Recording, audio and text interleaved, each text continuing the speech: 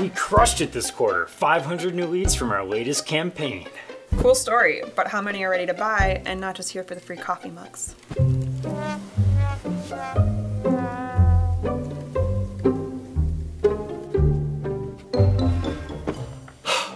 We're behind on revenue targets. None of those 500 leads helped us close a deal. I mean, unless we're selling free ebooks now.